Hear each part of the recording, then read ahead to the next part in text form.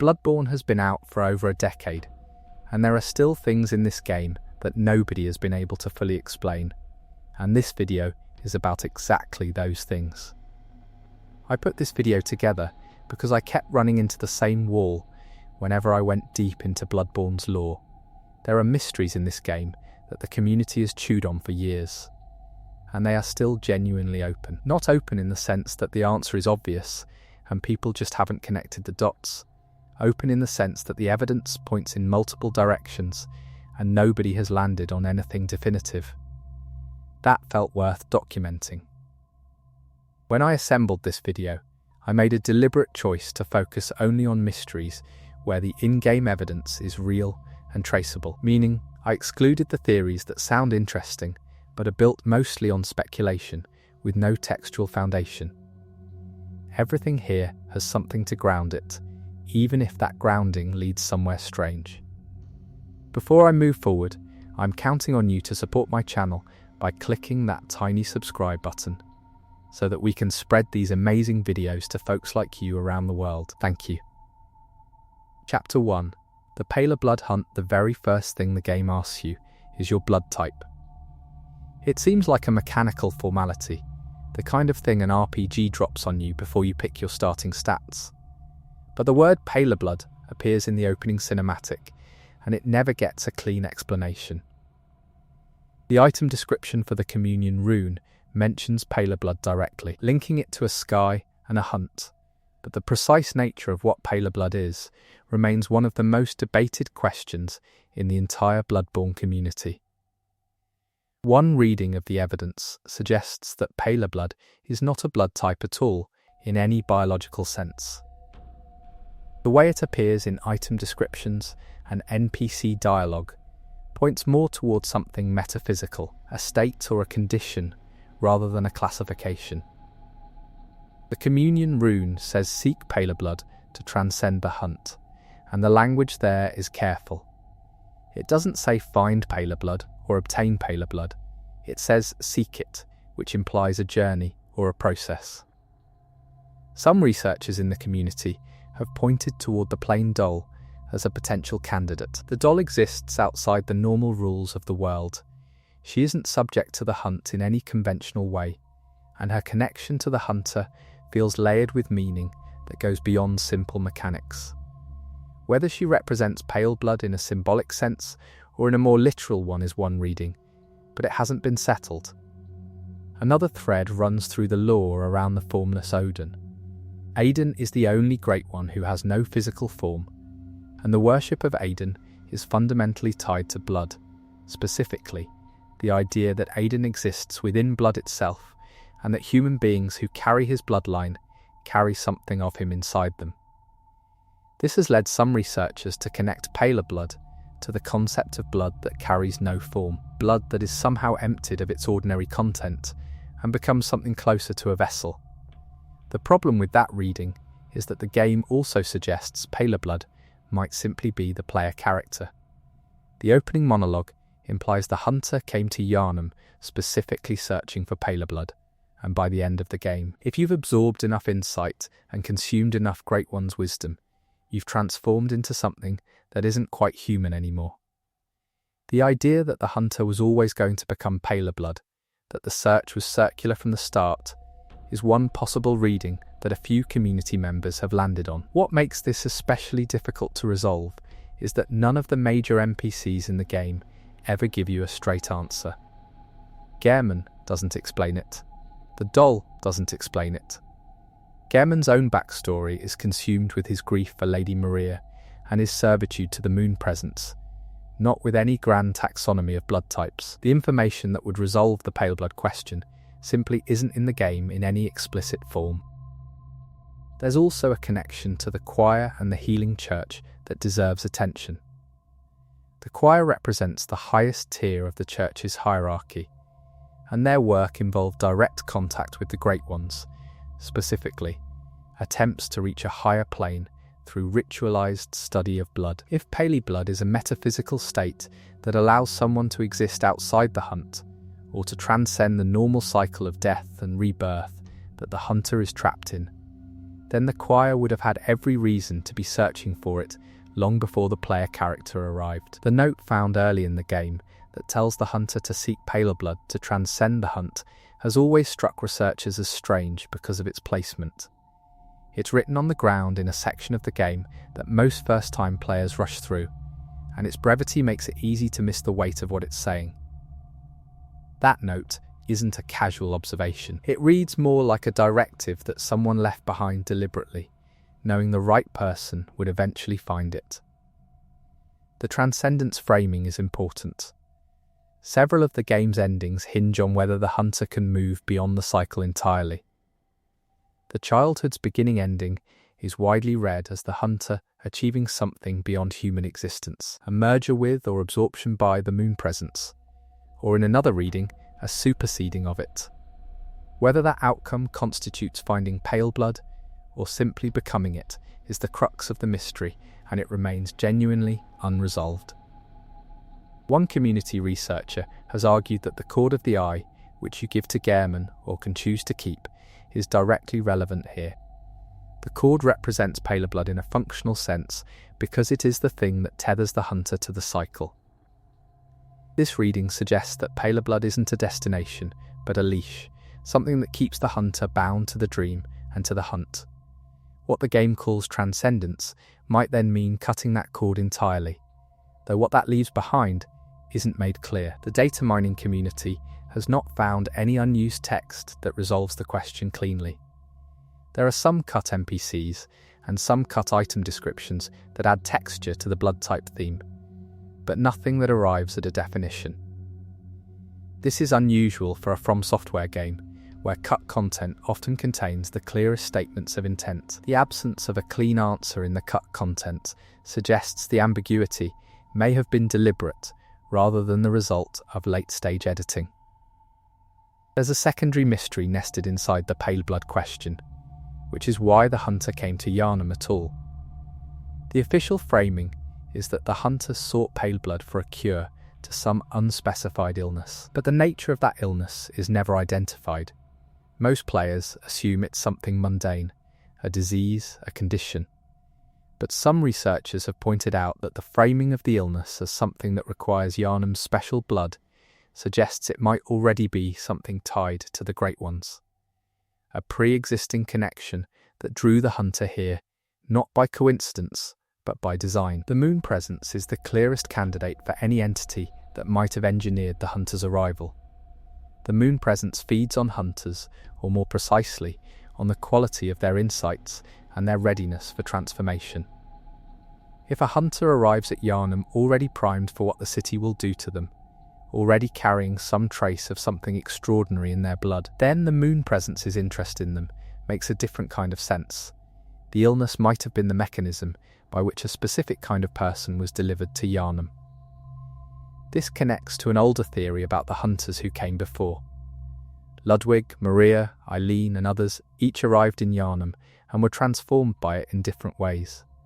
The game doesn't explain why some hunters retained enough of themselves to resist, question, or ultimately reject the hunt, while others like Ludwig fell completely into madness. The difference may have something to do with whatever they carried into Yharnam before the blood ever touched them. Cainhurst is relevant here too. The vile bloods of Cainhurst are specifically described as carrying blood that is antithetical to the blood of the healing church, and that opposition is framed in moral terms: impure, corrupt.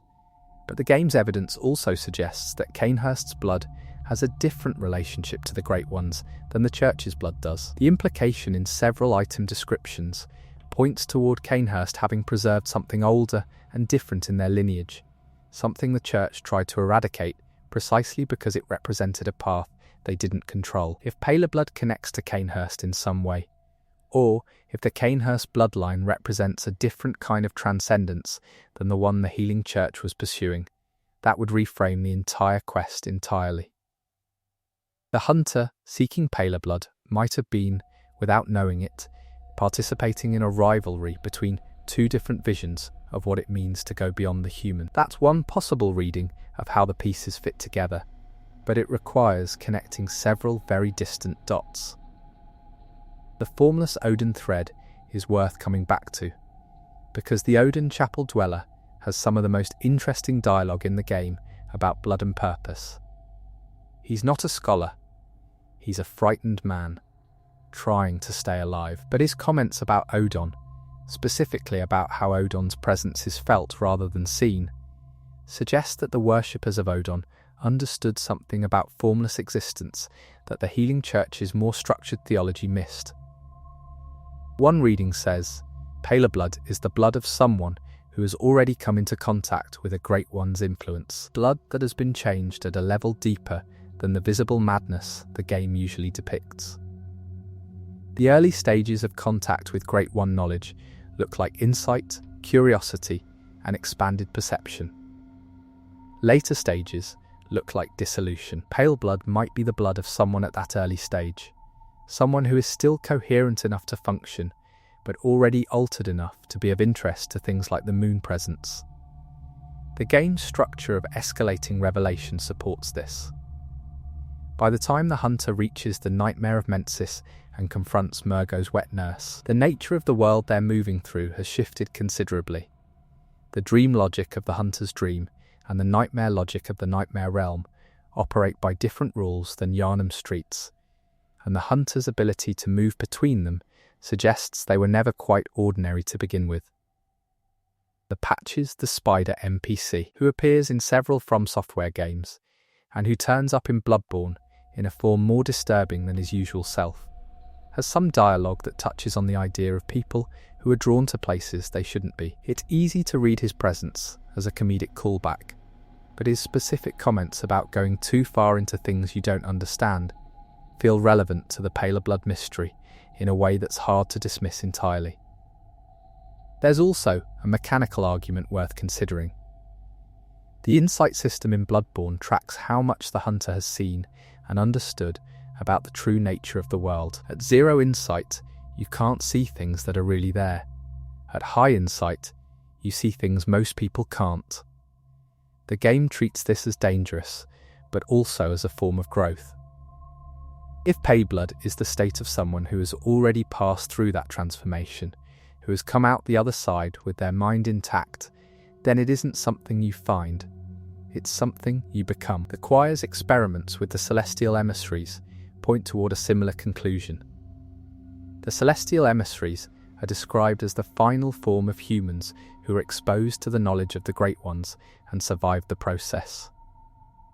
They're not powerful, they're not threatening, but they've crossed a line that can't be uncrossed. If a celestial emissary represents one endpoint of that transformation, pale blood might represent a different endpoint, one that kept something human intact.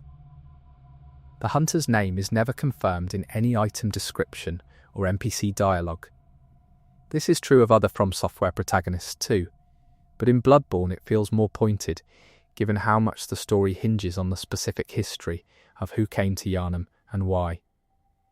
The namelessness of the hunter makes them feel interchangeable with every hunter who came before, which in turn raises the question of whether the Paler blood search is something that repeats, whether every generation of hunters includes someone following the same note, looking for the same thing. The note on the ground says seek Paler blood to transcend the hunt. It doesn't say find it, and it doesn't say the hunt can be transcended. It frames both the seeking and the transcendence as goals rather than guarantees. That ambiguity is important. It may be that the seeking is itself the point, that the kind of person who takes that note seriously and follows it is already exhibiting the quality that makes them different from ordinary hunters. One community researcher drew a connection between Paler blood and the hunter's mark. The hunter's mark is what allows the hunter to return to the dream when they die. The mark is given to the hunter at the start of the game by Yharnam, and its origin is unclear. Yharnam himself seems to have received it from the moon presence, or to have been bound to it through his own experience with the dream. If the hunter's mark selects for Paler blood, if it only takes hold in someone who carries that quality, then Yharnam's act of marking the hunter was also an act of recognition. The connection to the doll remains the most aesthetically resonant of the candidate readings. She is the creation of Yharnam, modelled after Lady Maria, and she exists in the dream as a point of stillness in a world that is fundamentally about transformation and dissolution. Her blood, which you can use to level up, is never analysed in any item description. It just works. Whatever she is, she occupies a space outside the normal categories of the game's cosmology. The Thamirian line throws another variable into the calculation. The Thamirians were the original keepers of the Great One's dwelling places, and their bloodline carried something of that contact forward across generations. Several Chalice dungeon bosses are Thamirians in various states of transformation, and the lore around them suggests a relationship with the Great Ones that predates the Healing Church by an enormous span of time. If pale blood has a historical precedent, the Thamirian bloodline is a reasonable place to look for it. The Thamirian Queen Yharnam, whose appearance in the Eye Hill Chalice dungeon is one of the game's most haunting moments, is pregnant with what the lore suggests is a Great One's child or a child of Great One descent. She makes no attempt to fight. She simply kneels and bleeds. The reading that she is sacrificing herself to curse the hunter is well established, but the nature of what she carries, and whether it's connected to the paler blood concept, is something the community has never fully worked out. There is an argument that paler blood connects directly to the moon presence's life cycle. The moon presence is described as a great one that lost its own child and now seeks to create a substitute through the hunter. If the hunter is meant to become a surrogate child for the moon presence, then pale blood might be the quality that makes someone suitable for that role, a specific type of blood that the moon presence recognizes as compatible with what it needs. The problem with that reading is that it makes the hunter passive in a way the game's narrative seems to resist. The game consistently provides endings where the hunter either escapes the dream, becomes part of it, or supersedes the moon presence entirely. A reading that casts the hunter as simply a vessel selected by a Great One doesn't account for why the game gives the player agency in those final moments. The celestial larvae found in Yharnam suggest that the transformation into something Great One adjacent is more common in Yharnam than the surface narrative implies. These creatures appear to be former humans at some stage of becoming something else, and their presence in the dungeon city under the unseen village implies that the church was using Yharnam as a laboratory for processes that would be unusual even by the church's already permissive standards. Some researchers have noted that the Adela questline, in which a nun you rescue from Iosefka's clinic eventually develops an obsession that ends badly, could be read as a failed attempt at whatever the paler blood transformation represents. Adela's arc involves blood, obsession, and a dissolution of the self that is more pathological than transcendent.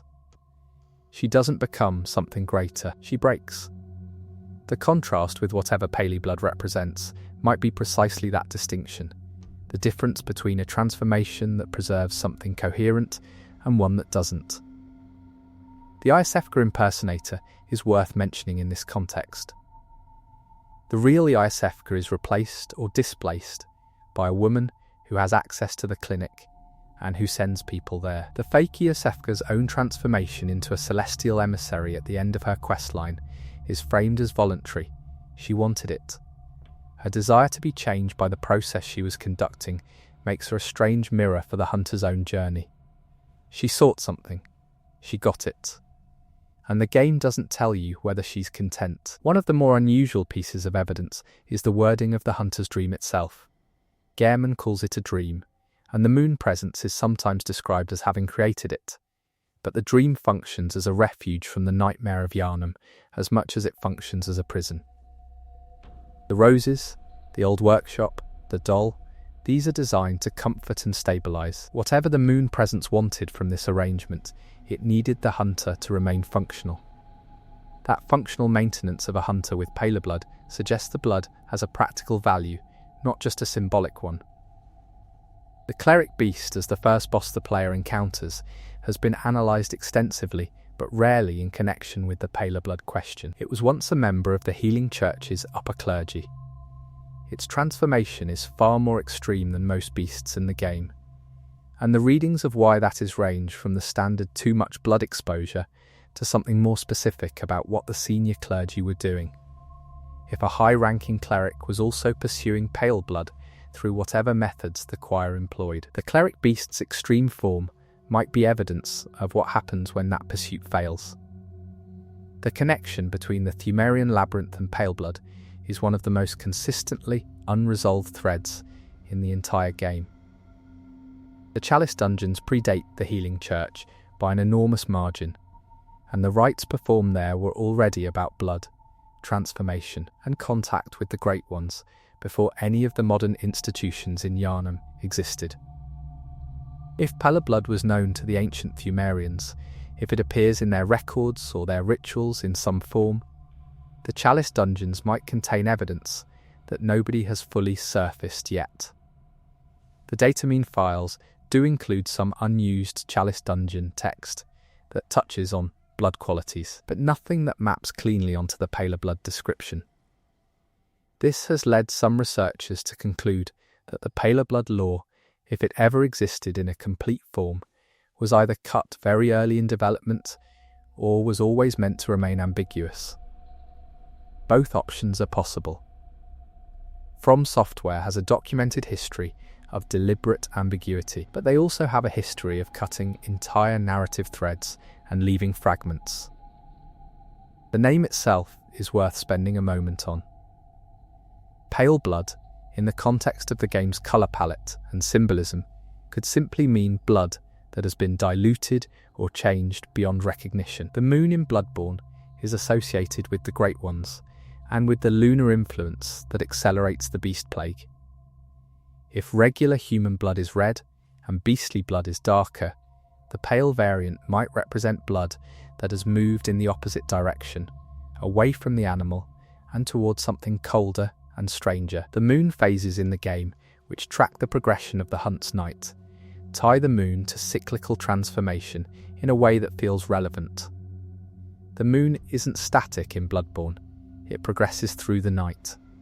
And the implication is that the hunt has its own rhythm, that some things happen at the beginning of the night, and some things only happen when the night has gone on long enough. If pale blood is a state that requires enough exposure to the hunt cycle, then it might be something that can only be encountered at a specific point in that rhythm. There is also the question of other hunters, and whether any of them found what they were looking for. Eileen the Crow is a hunter of hunters. She kills other hunters who have gone mad.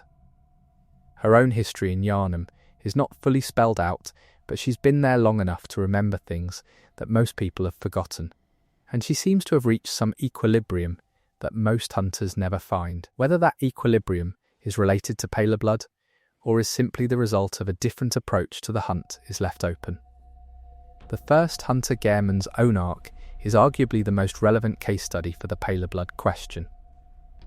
Yharnam was chosen by the moon presence to maintain the hunter's dream. That choice implies something about Yharnam that made him suitable, a quality in him that the moon presence valued. He's been in the dream for so long that he's become part of it, more furniture than person, longing for a release he can only get if the hunter agrees to end him.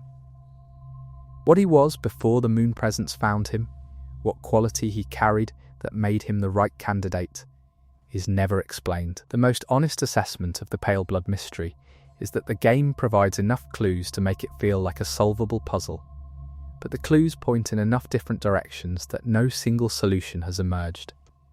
That kind of open architecture is either a deliberate artistic choice or the result of a narrative that was still being developed when the game shipped. Both explanations are consistent with what's known about Bloodborne's development history. The game had significant cuts and was completed under real time pressure, which means some questions may be open because the answers never made it into the final build. What the community has done with that openness is genuinely impressive. The pale blood question has generated more sustained, evidence-based debate than almost any other topic in the game's lore, and the debate has produced readings that are more interesting than any single clean answer would have been.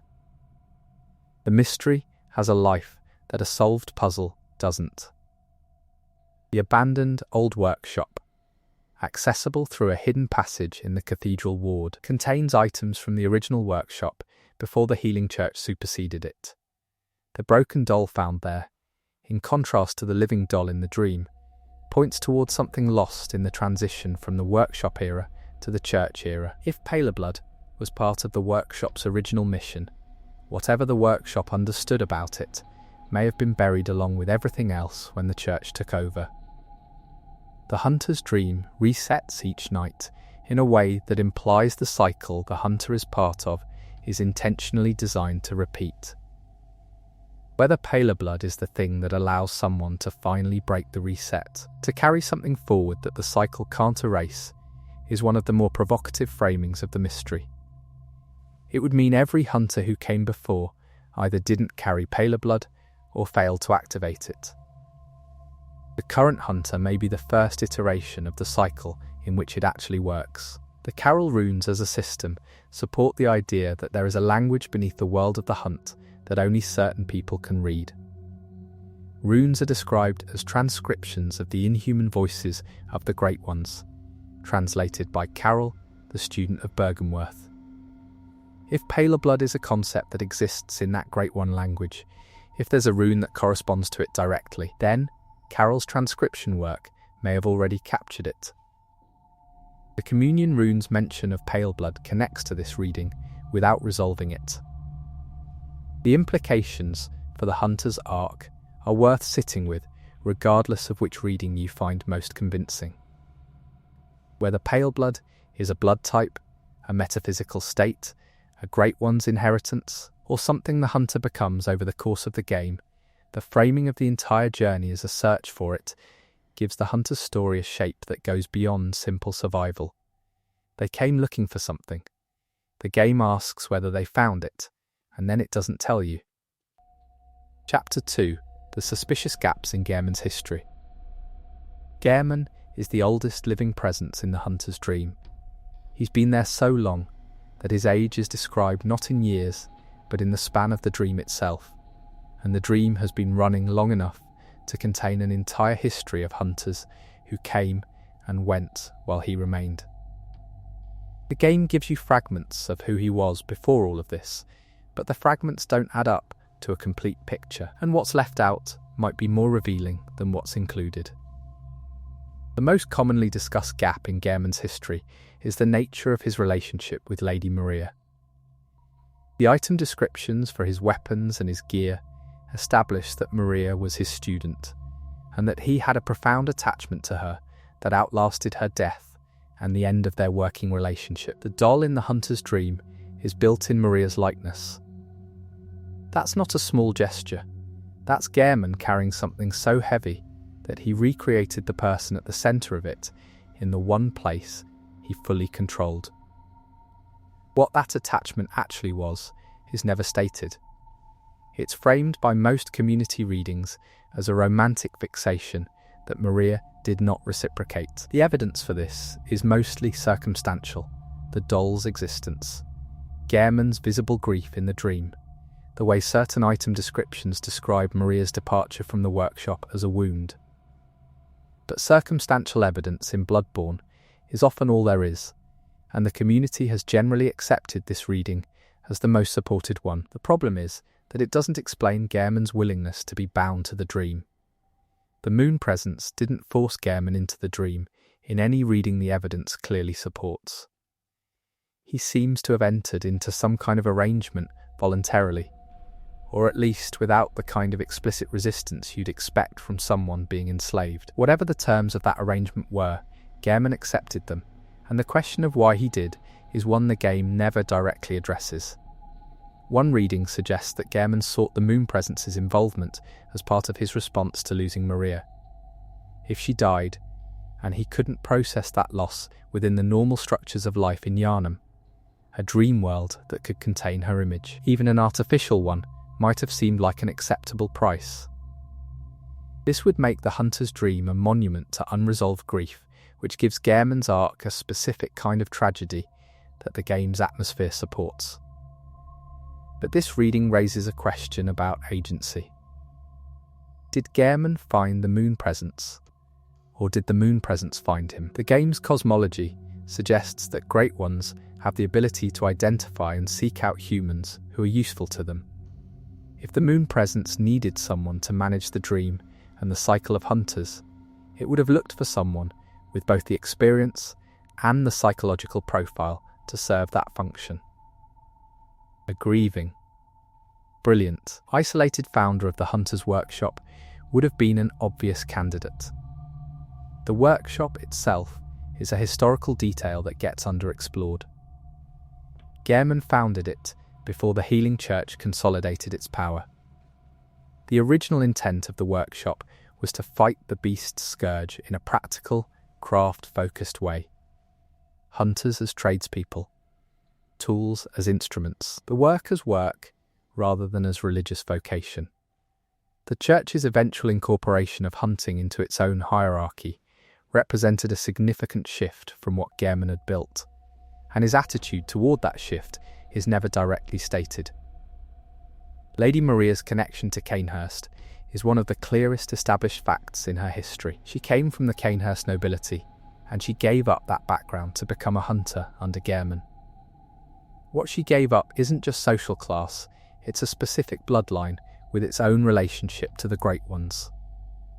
The vile bloods of Cainhurst represent exactly the kind of blood heritage that the Healing Church opposed. Maria's decision to leave that world and become a workshop hunter might have involved a rejection of that heritage, which in turn might have been part of why she and Gehrman's working relationship eventually fractured.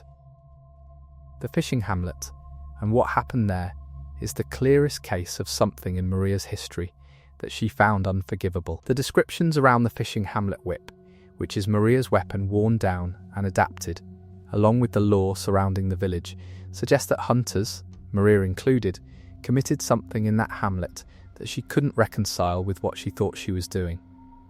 She threw her weapons into a well and withdrew from hunting entirely. That's not a person who burned out. That's a person who encountered a specific atrocity and couldn't continue. Gehrman's response to Maria's withdrawal is not recorded anywhere in the game. We know he built the doll after she died.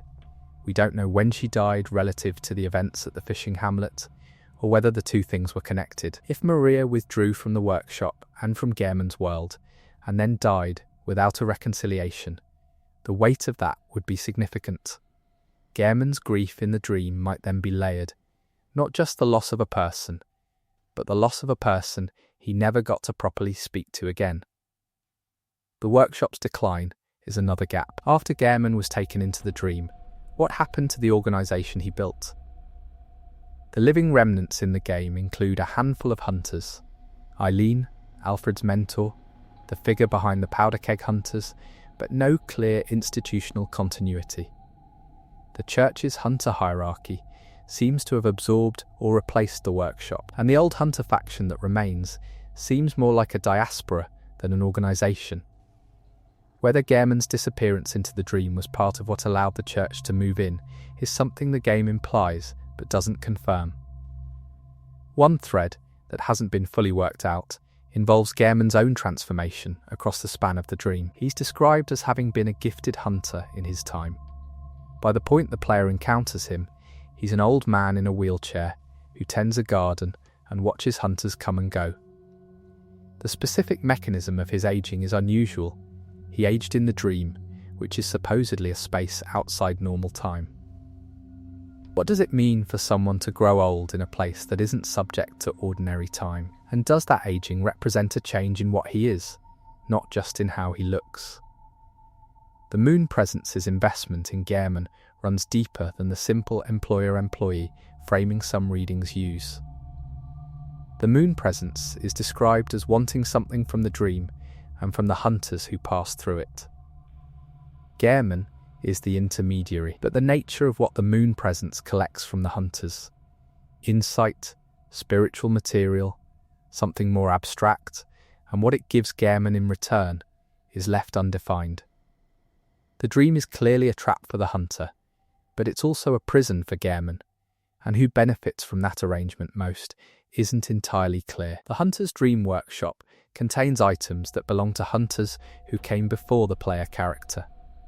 These artifacts suggest a long history of occupants who passed through the dream and were eventually sent back out into the hunt, or were consumed by it. Gehrman has presided over all of them. The specific number of hunters he's managed, and how many of them met what ends, is not recorded anywhere accessible.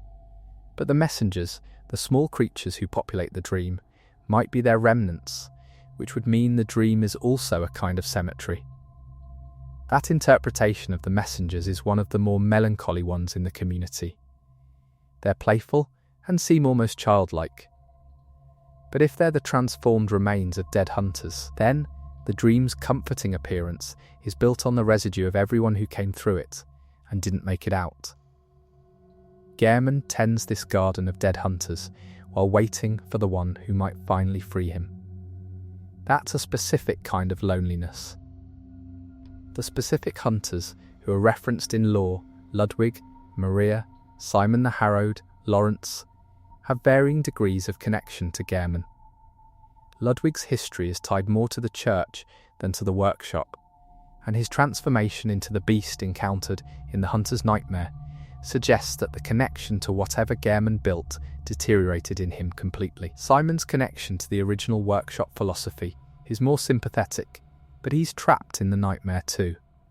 The geographic distribution of these hunters across the dream spaces suggests that Gehrman's reach was broader than it might appear. The Hunter's Nightmare is worth considering as a separate space from the Hunter's Dream. Both are dream realms associated with the hunt, but their character is entirely different. The Hunter's Dream is managed and tended. The Hunter's Nightmare is abandoned and chaotic. The difference implies that whoever created the nightmare didn't maintain it the way Gehrman maintains the dream, or that the nightmare was created by something other than the moon presence. Gehrman's relationship to the nightmare is not established, but its existence as a parallel space raises questions about whether there were other deals made alongside his.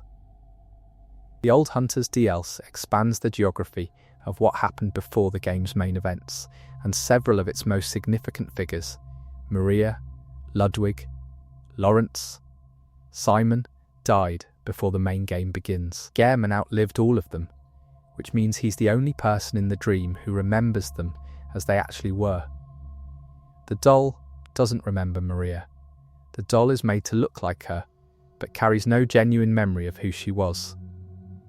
Gehrman is the only remaining repository of whatever those relationships actually were. The specific language Gehrman uses when he speaks to the hunter in the dream has been analysed for clues about his mental state and his relationship to the cycle. He's evasive, occasionally kind, occasionally detached. He refers to the dream as if it's a strange but survivable situation. He never expresses the depth of his own suffering directly. The closest he comes is in his pre-boss dialogue, where the weight of what he's carrying becomes partially visible. But even there, he's still managing, still performing the function of the first hunter rather than speaking as himself. The wheelchair is an odd detail. It's an unusual choice for the figure who presides over the dream. It could be read as a symbol of his imprisonment. He's mobile within the dream space, but bounded, unable to leave. It could also be a residue of however he entered the dream. If he was already old or already injured when the moon presence found him, the chair might simply reflect the body he brought with him. There's no item description that explains it. One researcher noted that Gehrman's weapon, the burial blade, is described as having been made for a new form of combat that Gehrman devised after the weapons of the workshop proved inadequate. The burial blade is unlike other hunter weapons in its design philosophy, built for fighting things that don't respond to conventional force. This suggests that Gehrman, at some point in his career, encountered something that required him to rethink everything he'd built. What that thing was is not recorded, but the timing, if it was after Maria's death and before the moon presence's involvement, might be relevant. The connection between Yharnam and the healing church is one of the least explored aspects of his history. The church grew from the medical research of Lawrence, who was in some ways Yharnam's contemporary or near contemporary. Their respective roles, Yharnam as hunter, Lawrence as researcher, and eventual founder of the church, suggests a relationship between the two institutions that predated the church's dominance. Whether they were allies, rivals, or something more complex is not established, but the church's eventual incorporation of hunting into its structure suggests it claimed Yharnam's legacy without him. The question of whether Yharnam knows what the moon presence actually is, and what it actually wants, is worth raising. He's been in the dream long enough to understand the mechanics of it. He sends hunters out knowing they'll likely die. He receives them back when they do. He seems to understand the role the dream plays in the moon presence's larger purpose. But whether he approves of it, has resigned himself to it, or has found some way to frame it as acceptable is not clear. His behaviour suggests resignation more than approval, but the difference matters. If Yharnam was genuinely coerced into the dream, if there was a moment where the moon presence made an offer he couldn't refuse, or simply took him without full consent, then his entire presentation of the dream as a workshop and a safe space would be a performance. Not necessarily a cynical one. A person who has been forced into an untenable situation and who has been in it for long enough will sometimes simply build a life within the constraints rather than spend eternity in active resistance. That's a human response. Yharnam is in many ways more human than most of what the game contains. The abandoned old workshop, accessible through a secret passage in the cathedral ward, contains items that belonged to the original workshop before the healing church superseded it. The doll found there is broken and abandoned, unlike the living doll in the dream. The symbolism is fairly clear. The broken doll represents something that was lost in the transition from the workshop era to the church era. But the presence of the abandoned workshop in the main game world, rather than only in the dream, suggests that there are physical remnants of what Yharnam built still present in Yharnam. Whatever the church tried to replace, it didn't fully succeed. Yharnam's actual age at death, or at whatever point he was taken into the dream, is not established. The game presents him as old, but the dream ages people in ways that don't correspond to normal time. If he was relatively young when the dream began, the extent of his imprisonment is even greater than it appears. If he was already old, then the moon presence took someone who had very little time left and stretched that ending into something indefinite. The most significant unsolved aspect of Yharnam's history is why the moon presence chose him specifically. There have been other great hunters. There have been other people who understood the beast scourge and developed methods to fight it. The healing church produced Ludwig, who was arguably a more powerful hunter than Yharnam by any combat measure. But Yharnam is the one who ended up in the dream, tending it, maintaining the cycle. The qualities that made him the right person for that role are not enumerated anywhere, and that absence is one of the more pointed silences in the game's lore. The way his boss fight ends, with him begging to be cut down, with him expressing that he's tired in a way that goes beyond ordinary exhaustion, is one of the most affecting moments in the game, precisely because it contains no explanation. You don't know exactly what he's been through. You know it was long, and that it cost him almost everything. The game trusts that to be enough. Some of the community's most carefully argued pieces on Yharnam's history have focused on the timeline of events, trying to establish whether Maria died before or after he entered the dream, whether the founding of the church happened with or without his involvement, whether the events in the fishing hamlet preceded or followed the workshop's decline. None of these timelines have been fully confirmed by the in-game evidence. The fragments don't have enough timestamps to build a complete sequence. The Orphan of Kos, at the far end of the Old Hunters DLC, represents something that the original hunters, including those in Yharnam's generation, helped destroy or displace. The fishing hamlet massacre is connected to the orphan's existence, and the weight of what was done there echoes through the entire Dielk. Whether Gehrman had any direct involvement in the fishing hamlet, or only learned of it afterward through Maria or others, is not established. If he knew about it and did nothing, that inaction is part of his history too. The hunter's dream's persistence after Gehrman's death, if the hunter chooses to free him rather than become the new overseer, is one of the more unsettling implications of the game's ending. The dream doesn't end when Gehrman is killed. Something maintains it. Which means the moon presence, or whatever structure is behind the dream, doesn't actually need Gehrman as an individual. It needs someone in his role. Whether that's deeply unflattering to Gehrman's sense of his own significance, or whether the game is making a point about institutions that outlast the individuals who build them, is left open. The powder kegs, the Otto workshop, and the various faction offshoots from Gehrman's original institution each represent different interpretations of what the workshop stood for. Some went toward religious devotion to the hunt. Some went toward purely technical excellence. None of them maintained what Gehrman had originally built. The dispersal of his institution into competing factions, each claiming a different piece of his legacy, is itself a kind of portrait of what he was, someone whose ideas were large enough that different people could take fundamentally different things from them.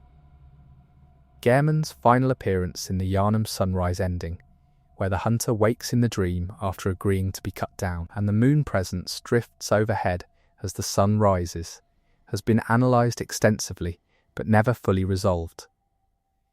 The peace of that ending might be genuine peace. Or it might be the peace of something that accepted a cage because the cage was comfortable enough. Gehrman never tells you which it was. The game never tells you which it was. He looks up at the sky, and you can read anything or nothing into what he sees.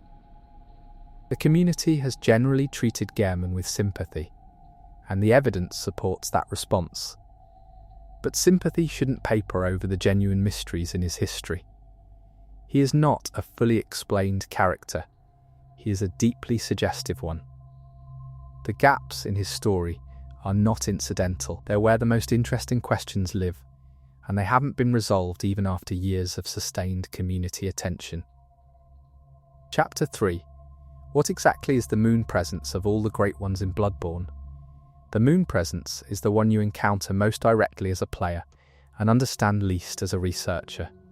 It's the entity behind the hunter's dream. It appears in one of the game's 3 endings as a final boss. Its name is evocative, and its visual design is striking. But its actual nature, its history, its goals beyond the functional role it plays in the dream cycle, these remain genuinely unclear.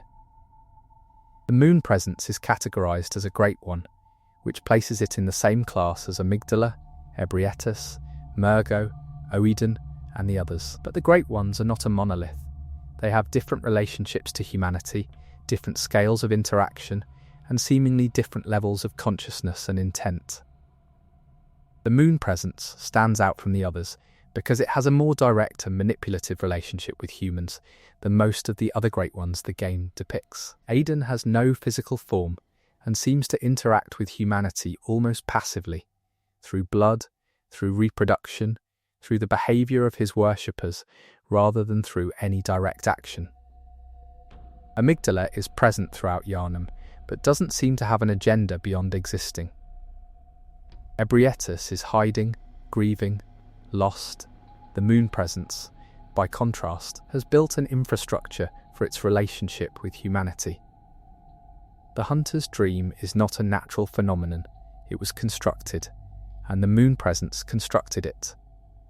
The construction of the dream implies a level of intentionality and practical intelligence that separates the moon presence from most of the other great ones. This isn't a cosmic entity that humans stumbled across and were changed by. This is something that designed a system for managing humans over an extended period of time. That design implies goals, and those goals have never been fully articulated. The most commonly cited reading is that the moon presence wants to obtain a surrogate child to replace the one it lost. This is based on the item descriptions around the 3rd umbilical cord, which connect the moon presence to a child that existed at some point and no longer does. In the childhood's beginning ending, the hunter is transformed into what appears to be a small celestial being, something like an infant, and the moon presence's reaction to this transformation suggests that it's achieving something it wanted. But the surrogate child reading doesn't explain the entire structure of the dream and the hunt. If the moon presence simply needed a transformed human to serve as its child, it wouldn't need to maintain a cycle of hunters over an extended period. The scale of the operation, the dream, the beast plague, the entire apparatus of Yharnam's history, seems excessive for a goal that could theoretically have been accomplished more directly. One alternative reading suggests that the moon presence feeds on something that the hunt generates, and that the surrogate child is a byproduct or bonus rather than the primary goal. What it might feed on ranges across community readings, insight, spiritual material, the emotional quality of the hunt itself, something more abstract about cycles of death and rebirth. None of these readings have clean textual support, but they all account for why such an elaborate system would be necessary. The moon presence's relationship to the other Great Ones is another unresolved question. Are they peers? Is the moon presence more or less powerful than Ebrietas, Amygdala, or the entities glimpsed in the nightmare? The game doesn't establish a clear hierarchy among the Great Ones, and different community readings have proposed different structures. Some argue the moon presence is the dominant entity in Bloodborne's cosmological hierarchy. Others argue it's mid-tier, powerful relative to humans, but not necessarily at the top of whatever passes for a Great One society. The visual design of the moon presence is deliberately alien. It has a body that doesn't correspond to any recognizable biological template. It moves in ways that suggest it occupies space differently from physical beings. Its tentacles and the strange patterns of light and dark on its form make it feel genuinely other, in a way that some of the other Great Ones, which are more closely based on terrestrial biology, don't. Whether that visual otherness correlates to a genuinely different nature or is simply aesthetic is a question the game doesn't answer. The moon itself, as a recurring symbol in Bloodborne, is worth engaging with here. The moon in the game is not static. It changes through the night, growing larger and redder as the hunt progresses, and at certain points it dominates the skyline in a way that feels like a presence rather than a celestial object. The connection between the moon presence and the actual moon in the game's world is not fully established. Whether the entity is named for the moon because it influences it, because it lives near it, or because the name is simply metaphorical is unclear.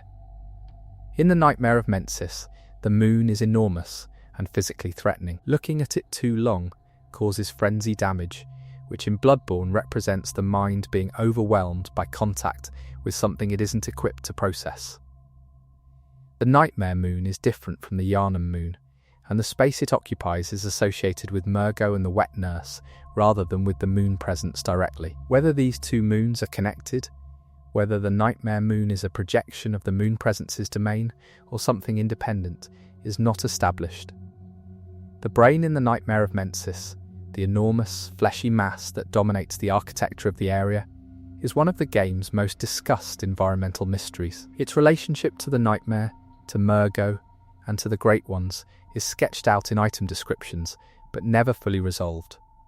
The School of Mensis used this brain as part of their attempt to make contact with the Great Ones from the other side of the dream boundary. Whether the moon presence was the specific entity they were trying to reach, or whether they were attempting contact with something else, is unclear. The fact that the moon presence appears as a boss only if the hunter has consumed at least 1/3 umbilical cord is a mechanical detail with lore implications. The umbilical cords are described as connecting humanity to the Great Ones through childbirth or through the loss of children. Consuming them is an act of incorporating something that came from Great One lineage into the hunter's own body. The moon presence's appearance in the ending might then be a response to the hunter having changed in a way that the moon presence finds threatening, or in a way that fulfills whatever criteria the moon presence was waiting for. The ending in which you don't consume any umbilical cords, where Gehrman kills you and you remain part of the dream cycle, is described by Yharnam as the kinder option in his dialogue. From his perspective, that might genuinely be true. The cycle continues, the moon presence gets what it wants, and you're not destroyed in a final confrontation. But the game frames it ambiguously enough that the community hasn't settled on whether Yharnam's assessment is reliable, or whether it reflects his own resignation and desire for the familiar, rather than any objective evaluation. The moon presence's defeat in the childhood's beginning ending doesn't come through combat in any traditional sense. The hunter absorbs the umbilical cords and then overpowers the moon presence through whatever transformation those cords enable. The implication is that the hunter has become something that the moon presence can no longer control, and that this superseding is what the transformation into an infant represents. Not a regression to childhood, but a new kind of beginning that isn't subject to the old cycle.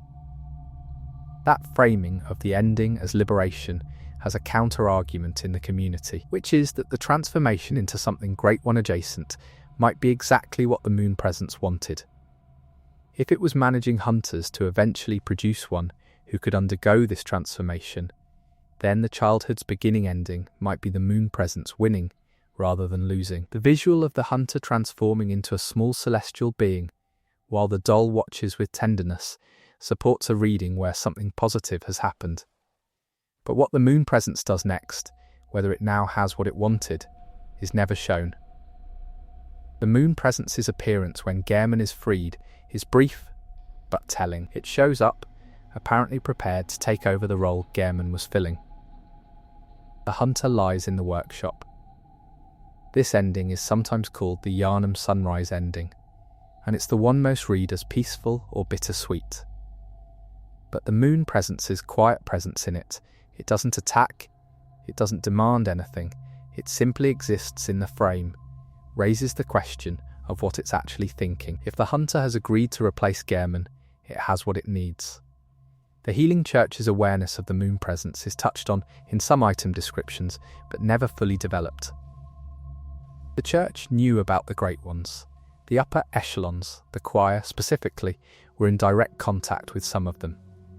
Whether they knew about the moon presence specifically, and whether their work was done with or against its interests, is not clear. The church's eventual collapse and the state of Yharnam at the start of the game could represent the moon presence's patience running out, or it could simply be the result of the beast plague getting out of hand without any Great One orchestrating it. The cosmological scale of the moon presence is worth considering. The Great Ones are described as beings from the cosmos, entities that exist beyond ordinary human comprehension. The moon presence is clearly within a range that allows it to interact directly with humans, to build structures, to make arrangements. Whether this places it at the more accessible end of the Great One spectrum, or whether the accessibility is itself part of its design, part of how it lures and manages humans, is not established. One community reading proposes that the moon presence has a counterpart or a rival among the Great Ones, something that created the hunter's nightmare as a competing or parallel structure. The nightmare operates on similar principles to the dream, but serves a different function. If another Great One built the nightmare with its own goals in mind, the moon presence's dream and this unknown entity's nightmare would be competing systems for managing the same pool of hunters, and the hunters would be caught between them without knowing it. The relationship between the moon presence and Murgo is one of the most tangled threads in this area. Murgo is a Great One who never grew up, an infant whose cries can be heard throughout the nightmare of Mensis, and whose wet nurse protects it with predatory ferocity. If the moon presence lost a child and is seeking a replacement, Murgo's existence as an eternal infant Great One represents a specific kind of arrested development. Whether the moon presence knows about Murgo, wants Murgo, or is specifically trying to create something different from what Murgo represents is not established.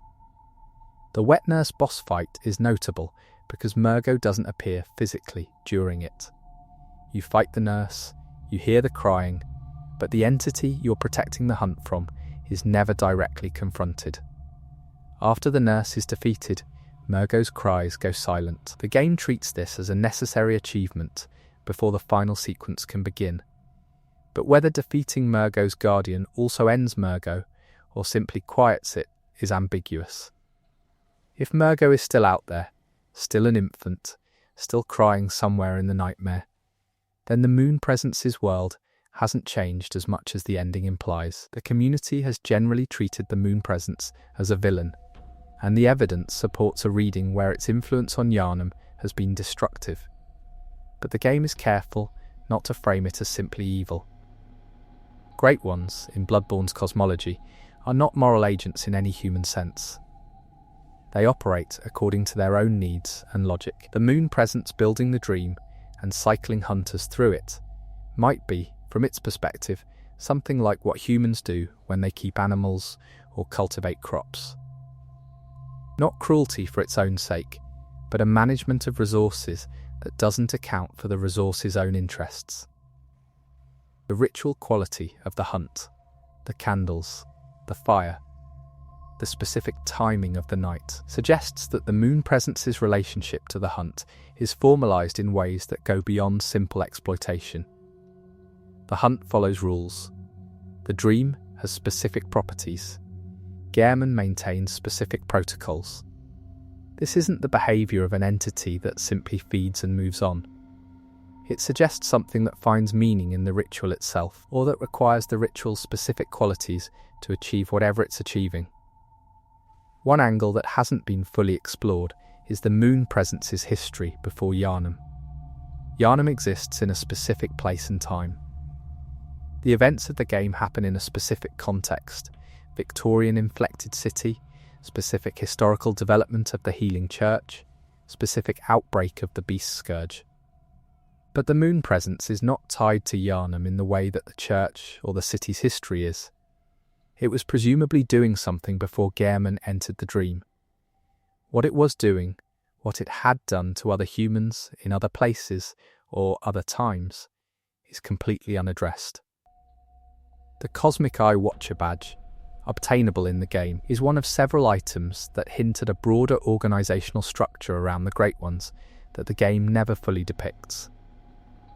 Badges in Bloodborne typically represent factions or organisations.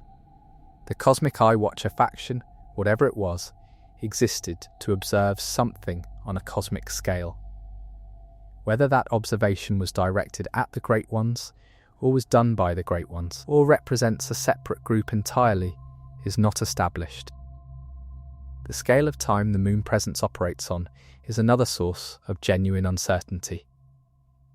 Yharnam has been in the dream for what appears to be an extremely long period. The Chalice dungeons predate the healing church by an enormous margin and still contain evidence of Great One contact. If the moon presence was involved in the Thumerian era as well as the present day, then Yharnam and Yharnam and the healing church are just the most recent iteration of something that has been running far longer than the city's history implies.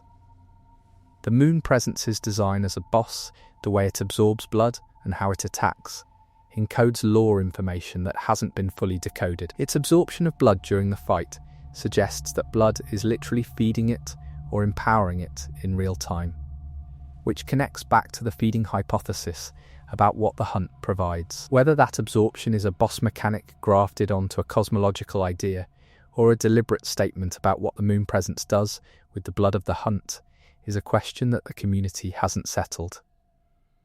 The specific third umbilical cords found in the game, one from Murgo, one from the Pale Infant at Yahar Ghul, one from the abandoned workshop, each connect a different event involving a Great One child or a child of Great One adjacency. The moon presence's connection to these cords as a category, rather than to any specific cord, suggests that its interest is in the phenomenon of Great One lineage, rather than in any particular child. It has lost something and is responding to anything that carries the trace of what it lost. The question of what the moon presence actually wants, in terms that can be mapped onto human goals and motivations, remains the most unresolved question in this area. The surrogate child reading is the most textually supported. The feeding on hunters reading is the most mechanically intuitive. The cyclical ritual reading is the most poetic. None of them are definitively ruled out by the evidence, and none of them are definitively confirmed. The moon presence remains, after all the community research, a genuinely open question. What the doll thinks about the moon presence is never directly expressed. She serves it, or serves the dream it built, without comment. Her equanimity in the face of what the dream is, a cycle of death, managed by something vast and inhuman, is either acceptance, ignorance, or a kind of peace that Yharnam never achieved. If the doll represents the moon presence's most domestic creation, her relationship to its broader goals says something about what it values. But the doll never tells you what she understands about what she serves. The celestial emissary's connection to the moon presence is indirect, but worth noting. They're the endpoint of one specific kind of transformation pathway, the one the choir was pursuing through its experiments. If the moon presence was aware of the choir's work, if its own goals and the choir's goals overlapped in some way, then the emissaries might represent a failed version of what the moon presence was trying to produce, or they might represent a completely different trajectory that the moon presence had no interest in. The game doesn't establish the relationship clearly enough to know. Chapter 4, The Fishing Hamlet, and What Was Taken the Fishing Hamlet, is a late addition to Bloodborne's geography. It appears only in the Old Hunters DLC, but it carries one of the heaviest lore weights in the entire game. It is the place where something was done that Lady Maria couldn't live with, and the evidence suggests that the atrocity committed there had consequences that ripple through the entire game's history. The hamlet is a coastal village populated by fishermen who had developed a relationship with something in the sea. The specific entity they were connected to is identified by the surrounding lore as Kos, sometimes called Cosm, a great one whose body washes up on the shore of the hamlet's nightmare iteration, and whose death or condition is central to everything that happened there. The nature of Kos, before its death or dormancy, is not fully established. The item descriptions for weapons and items found in or around the hamlet suggest that Kos was a living Great One who had some kind of benevolent or at least non-threatening relationship with the hamlet's people. The fishermen worshipped or respected it. Their descendants, the crawling, half-transformed creatures that populate the nightmare version of the hamlet, still protect Kos's body with an almost reflexive devotion. The old hunters arrived at the fishing hamlet and took something from it. The specific thing they took is one of the central mysteries of the DLC. The most commonly supported reading is that they extracted something from Kos, possibly Kos's own child, the Kos parasite, or something more abstract, in order to advance the Healing Church's research into the Great Ones. The extraction wasn't done with consent or cooperation. It was done in a way that destroyed the village and left Kos's body on the shore. The Orphan of Kos is the boss encounter at the end of the hamlet section, and its nature gives the clearest indication of what was taken and what remains. The Orphan emerges from Kos's body, or from something within Kos, wielding what appears to be a placenta as a weapon. This is one of the most deliberately grotesque images in a game full of grotesque images, and the specific symbolism of a child born from a dead mother, fighting with the remnants of its own birth, is pointed. Whether Kos was already dead when the old hunters arrived, or whether the extraction process killed or mortally wounded Kos, is not established. The orphan's existence suggests that Kos died while pregnant or immediately after giving birth, which in turn suggests that whatever the old hunters did happened at or near the time of the orphan's birth. The fisherman may have been protecting the birth site and been killed in the process. Lady Maria's role in the fishing hamlet is hinted at, but not fully described. She was there. She was part of whatever was done. And afterward, she threw her weapons into a well and stopped hunting. The specific nature of her contribution to the event, whether she led it, participated reluctantly, or was a witness who should have intervened, is not established. But the fact that it was enough to end her career suggests she understood what had been done as something unforgivable. A Koss parasite is a weapon that can be obtained in the game and used by the hunter. Its description describes it as carrying the echoes of Koss and as allowing the user to share in whatever Koss experienced. Whether using this weapon is a form of communion with Koss or simply the incorporation of a powerful artifact is ambiguous. The fact that it can be used at all, that it hasn't simply been destroyed or locked away, says something about what the game's world does with the residue of atrocity. The hamlet's fishermen who survived the initial attack, or who were transformed by whatever process the old hunters set in motion, are among the most disturbing enemies in the DLC. Their partial transformations, fishermen with octopus heads, fishermen whose bodies have begun to absorb the characteristics of the sea things they worked alongside, suggest that the hamlet's relationship with Koss predated the old hunter's arrival by generations. The transformation isn't new, it's just been accelerated or disrupted. One reading of the hamlet's pre-massacre state is that the people there had developed a form of coexistence with the Great One that bypassed the normal horror of such contact. They didn't go mad. They changed, but in ways that seem more gradual and less catastrophic than what happens to Yharnam citizens. The old hunters arrived and destroyed that coexistence in pursuit of something the church needed, without regard for what the village had built or what it represented. This reading connects the fishing hamlet to a broader argument some community researchers have made about the healing church's relationship to the Great Ones. The church framed its research as a path to enlightenment and ascension. But the actual practice of that research, the extraction of parasites, the forced transformation of subjects, the destruction of communities that had found their own relationships with these entities, was exploitative rather than exploratory. The fishing hamlet is the clearest example of the cost the church was willing to pay for its advancement. The curse that the hunter encounters at the end of the hamlet section, the damage curse that persists through the boss fight and less specifically addressed, is often read as the ongoing anger of Koss or of the hamlet's dead. The specific language around the curse frames it as something that exists because of what was done there, something that attaches to anyone who enters that space. Whether this is a mechanical representation of moral contamination or something more literal in the game's cosmology is ambiguous. The orphan's fight is framed as the culmination of the DLC's entire arc. Getting there requires travelling through the nightmare version of the hamlet, encountering the transformed fisherman, and confronting what was left behind. When the orphan is defeated, the curse is lifted. This resolution is sometimes read as justice. The thing that was born in suffering is finally put to rest, and the cycle can end. But it can also be read as a second injustice, the orphan, born into a nightmare that wasn't of its making, being killed because it's in the way. The voice acting for the orphan is one of the game's more unsettling choices. The sounds it makes are recognisably human, or recognisably infant-like, before escalating into something more monstrous.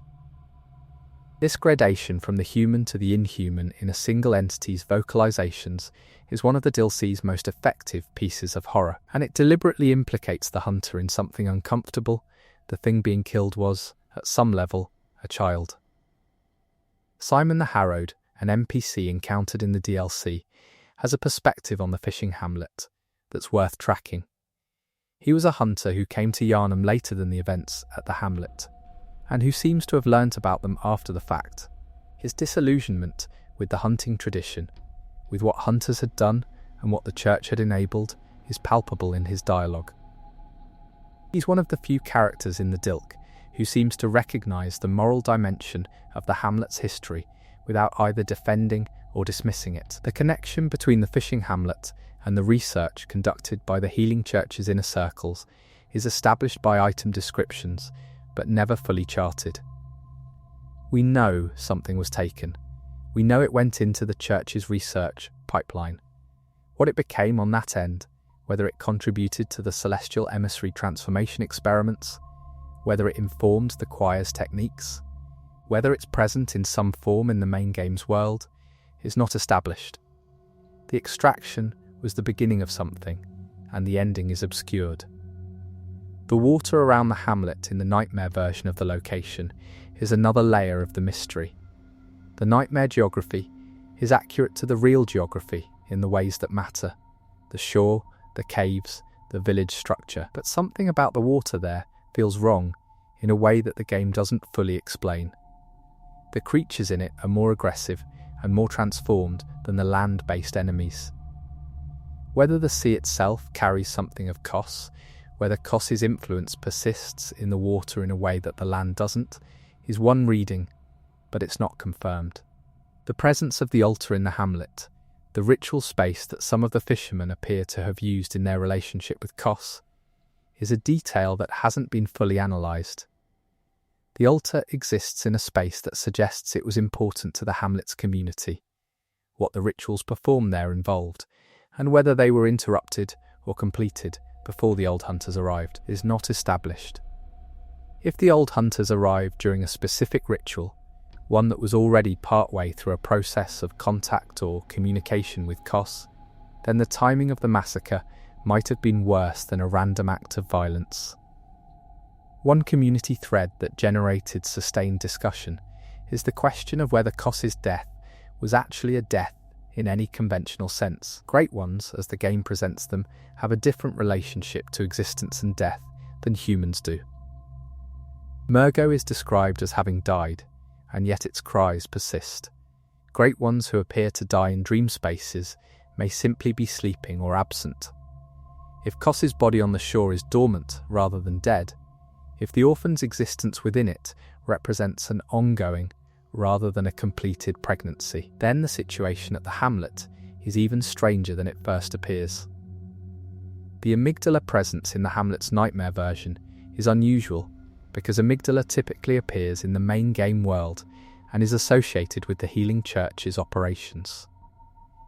Its appearance in the hamlet's nightmare could be read as amygdala's awareness of what happened there, a Great One witnessing the aftermath of an atrocity involving one of its kind. Or it could simply be an indication that nightmare spaces tend to attract these entities. The reading that amygdala is a watcher or mourner at the hamlet is one of the more evocative ones in the community, but it's not supported by any direct textual evidence. The hamlet fisherman's descendants, the things the hunter encounters in the nightmare, are not clearly identified as the original fishermen transformed or as new generations of something post-transformation. If they are descendants who were born into partial transformation, it implies that whatever the fisherman had with Kos was inherited rather than acquired, which would make the hamlet's relationship with the Great One even more intimate than a simple worship arrangement. The specific items the old hunters used to conduct the extraction at the hamlet are not fully inventoried.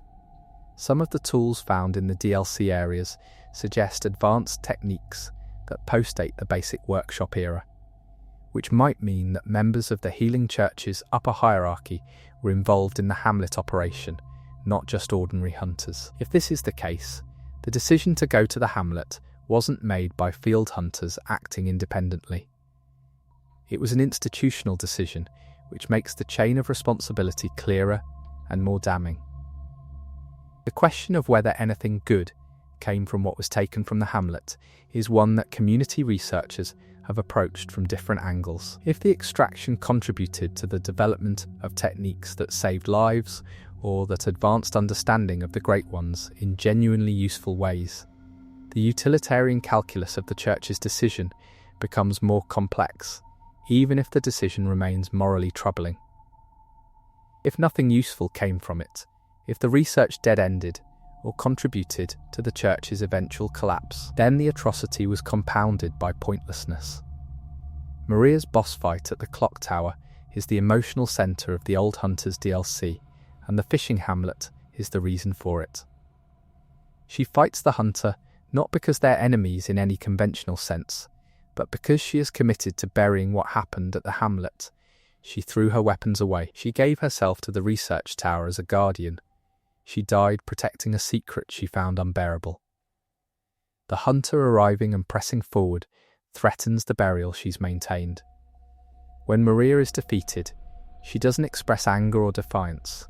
she expresses something closer to relief. This detail, combined with the specific way her fight is staged, the candles, the bloodletting, the gradual escalation, reads as a ritual ending rather than a combat death. She's been waiting for someone to do this. Not necessarily this specific hunter, anyone who could get through. The bloodletter weapon has a connection to the hamlet through its lore description, which references the lineage of the hunters who wielded it in relation to what happened in that coastal village. The specific chain of custody for this weapon, and how it connects the events at the hamlet to the wider world of old hunter history, is one of those threads that requires assembling several item descriptions and is never summarized anywhere accessible. But it suggests that the hamlet's influence on hunter culture persisted long after the village was destroyed. The question of what Kos wanted, if wanting is even a concept applicable to a great one, is one that the lore doesn't address. Kos appears only as a body on a beach, passive, dead or dormant. Its child fights for it without being asked. Its worshippers protect it without being instructed. Whatever it communicated to the hamlet's people before the massacre, it communicated through proximity and transformation rather than through language or direct instruction. A great one that shaped a community through its mere presence, without ever giving orders, is a strange kind of deity and a stranger kind of victim. The tidal imagery throughout the hamlet, the sea, the shore, the fish, the coastal light, is doing something specific in the game's visual language. Most of Bloodborne's horror is architectural or biological. The hamlet's horror is oceanic. The sea is not a known quantity in this context. It's where Kos came from, or where Kos belonged, and the sea in the nightmare version of the hamlet feels like a presence rather than a backdrop. Whatever is in that water was there before the hunters arrived, and will be there long after the nightmare is entered and left. The full scope of what was taken from the fishing hamlet may never be fully established by the evidence available in the game. The extraction is gestured at rather than described. The consequences are traced through other events rather than documented directly. What the community has built around the hamlet is an argument from the evidence that exists, and that argument is compelling, consistent, and still incomplete. The pieces fit together too well to be coincidental, but not completely enough to close the question. Chapter 5. The True Origins of Yharnam's Beast Plague. The Beast Plague is the engine of Bloodborne's horror. It is the reason the city is on fire, the reason hunters exist, the reason the Healing Church built the infrastructure it built and made the decisions it made.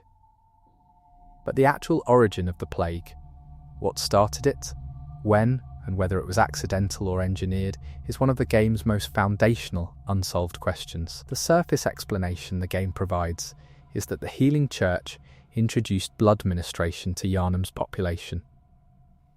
Blood ministration is the practice of using the special blood discovered in the Pthumerian ruins, blood with accelerated healing properties, derived from or related to the blood of great ones, as a medical treatment. This blood exposure is connected in multiple item descriptions to the onset of beastly transformation, and the Church's role in spreading blood ministration throughout the city is the proximate cause of the plague, as the game presents it. But proximate cause and ultimate origin are different things. The blood that triggered the plague was already present in the Pthumerian ruins long before the Healing Church found it. The Pthumerians had been in contact with Great One blood for an enormous period of time without the same kind of city-scale catastrophe. Something about what the Church did with the blood, the scale, the method, the population being treated, some variable in the modern blood's composition versus the ancient blood, produced a result that the Pthumerians apparently avoided.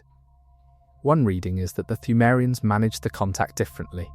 They were the keepers of the Great One's dwelling places, which implies an ongoing relationship with oversight and protocol. The Healing Church, by contrast, was industrializing access to Great One blood for medical use. The scale and the lack of the ancient protocols might be sufficient to explain the difference in outcome. But this reading doesn't account for the fact that some Pthumerian communities in the Chalice dungeons also show signs of beast transformation, suggesting the phenomenon wasn't entirely absent in the ancient era. The specific blood that Lawrence and his colleagues discovered in the ruins, identified in lore as belonging to or derived from the Great Ones, is the foundation of everything the church built. Lawrence is described as having founded the church at Bergenworth and then having established Yharnam as the centre of the church's medical operations. The blood's properties were genuinely extraordinary: accelerated healing, enhanced capability, some form of expanded perception. The church's initial enthusiasm was understandable. What they didn't understand, or chose not to prioritise, was what the blood did over time. The transformation from human to beast is presented in the game as a gradient rather than an abrupt change. Early stages involve physical enhancement and some behavioural changes. Middle stages involve loss of language, loss of complex social behaviour, and increasingly animalistic instincts. Late stages involve complete loss of anything recognisably human. The progression is not uniform. Some people transform faster than others, some retain their minds longer, some seem to stabilise at intermediate stages. The variance suggests individual factors beyond just blood exposure. One of the most analysed variables is blood types, or bloodlines. The Cainhurst Vilebloods, whose blood is described as having been obtained through a different source than the church's standard ministration, seem to have a different relationship to beastly transformation than ordinary Yharnam citizens. The church's opposition to Cainhurst blood was framed in religious terms, but the possibility that the opposition was partly practical, that Cainhurst blood interacting with the church's blood supply created complications, hasn't been fully ruled out. Insight is another variable that the community has considered. High insight grants perception of things that low insight hides. But high insight also correlates, in the game's mechanics and in its atmospheric framing, with greater vulnerability to certain kinds of destabilisation. If the beast plague is partly a failure of the mind to process what the blood is doing to the body, then people with higher natural insight might be either more resistant or more susceptible, depending on how the exposure unfolds. The scourge of the beast is specifically what the church calls the plague in its religious materials, and the language of scourge frames it as a punishment or visitation rather than a consequence of human action. This framing served the church's institutional interests by displacing responsibility, but it also reflects something about how the plague was experienced by ordinary people in Yharnam. It came from outside normal life. It didn't behave like ordinary disease. The language of visitation is a response to something genuinely strange. Lawrence's own transformation into a beast is one of the more emotionally weighted events in Bloodborne's backstory. He was the founder of the church, the person most responsible for introducing blood ministration to the population. His skull is found in the Grand Cathedral. His transformed body is found in the hunter's nightmare, burning endlessly, aware enough to crawl toward the source of the blood the hunter carries. The reading that Lawrence knew the risk and took it anyway, or that he took it accidentally, is complicated by the suggestion that he may have known more than he admitted. The School of Mensis represents one of the most extreme developments of the Healing Church's research. Mensis was not simply a school of medicine or theology.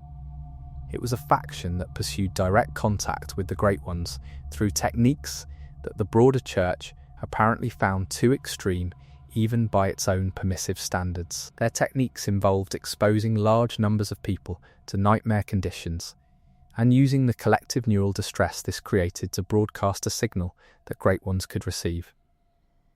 The mass psychic experiment in Yahargul is the result. Whether the beast plague itself was something the School of Mensis could have started, whether their specific techniques introduced a variable into the blood supply that made the transformation process worse, is a possibility the community has raised. The plague seems to predate Mensis's most extreme activities, but the school's influence on the church's internal culture might have been present earlier than the obvious external evidence suggests. The living failures in the research hall of the Old Hunters DLC are sometimes analysed as evidence of what happens when Great One contact experiments fail at a very basic level. These are people who were partially transformed and then stabilised in an incomplete state, neither fully human nor anything else. Their presence in the research hall suggests that the Healing Church was attempting transformations that involved Great One blood in ways more direct than simple ministration, and that the failure rate was significant. The brain of Mensis, the enormous entity in the Nightmare of Mensis, has some community readings that connect it to the origin of the plague. If the Nightmare of Mensis is a space created by the school's experiments, and if that space has an entity in it that represents the concentrated distress of everyone who was exposed to those experiments, then the nightmare itself might be a symptom of the plague rather than simply a location. The forsaken Canehurst Castle is relevant to the plague's origins because of what the church did to Canehurst. The hunters aligned with the executioners exterminated the Vilebloods and destroyed the castle's population. The official reason was the impurity of Canehurst blood. But the timing of Canehurst's extermination relative to the Beast Plague's development is not established, and the possibility that Canehurst was destroyed not for theological reasons, but because it represented an alternative relationship to Great One blood, one that the Church wanted to eliminate as a competing model, is one reading the community has developed. The difference between the Beast Plague and the influence of the Blood Moon is sometimes conflated, but deserves distinction. The Beast Plague transforms humans into beasts through a process that seems rooted in blood exposure and its interaction with human biology. The Blood Moon, which advances through the night of the hunt, represents something different, a cosmic or Great One influence that accelerates or modifies various processes in the world. Whether the Blood Moon intensifies the plague, is caused by the plague, or is a separate phenomenon entirely, is not clearly established.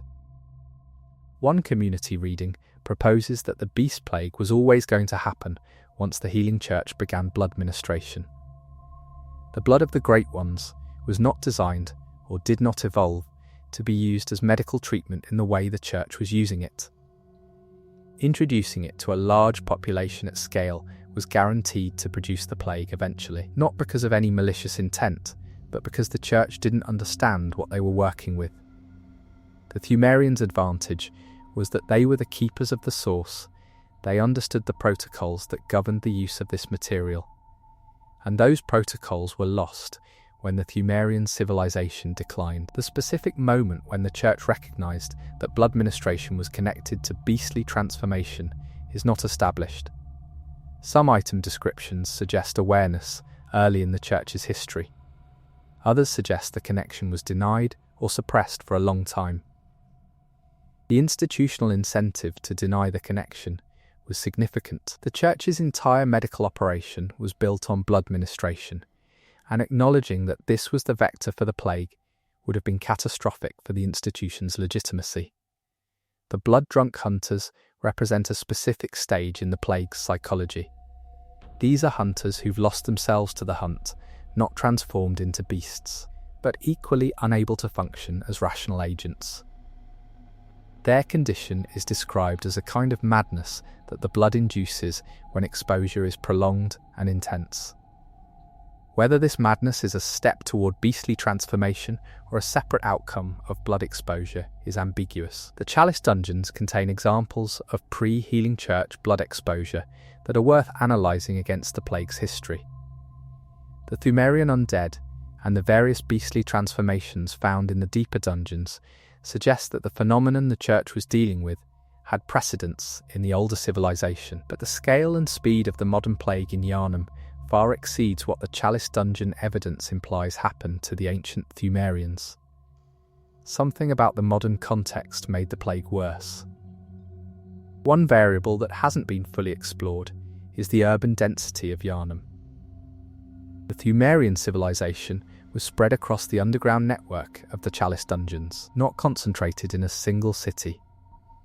The blood ministration program of the Healing Church, applied to a concentrated urban population, would have created transmission and exposure dynamics that the distributed Pthumerian model never encountered. If blood exposure has a social component, if transformation is accelerated by proximity to other transforming people. Then the urban concentration of Yharnam was a structural contributor to the plague's severity.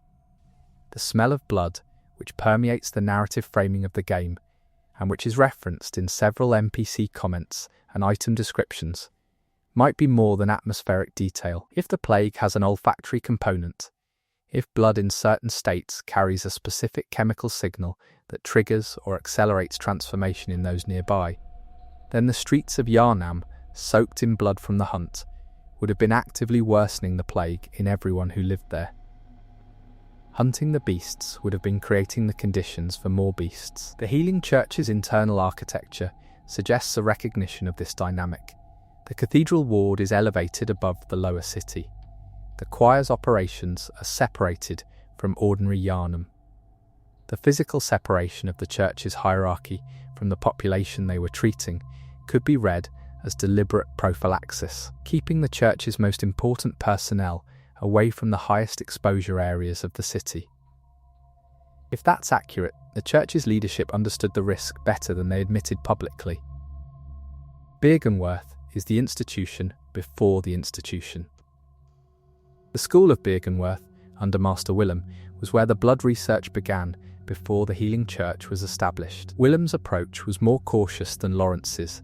He wanted to understand what the blood was before using it, and his eventual transformation into whatever he is at the end of his game arc suggests a different kind of result than the Beast Plague, one that went in a different direction. The split between Willem and Lawrence over how to proceed with the blood research is one of the founding tensions of Bloodborne's lore, and the plague might be, in part, the consequence of Lawrence's approach winning over Willem's.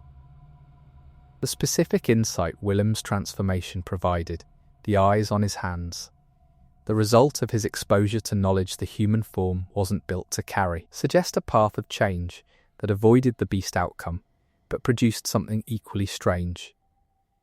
If beastly transformation is one result of Great One blood exposure, and the Willem-type transformation is another, the variable that determines which outcome occurs might be something about the individual's cognition or their specific relationship to what they're exposed to. This reading would make the Beast Plague a failure of understanding rather than a failure of caution.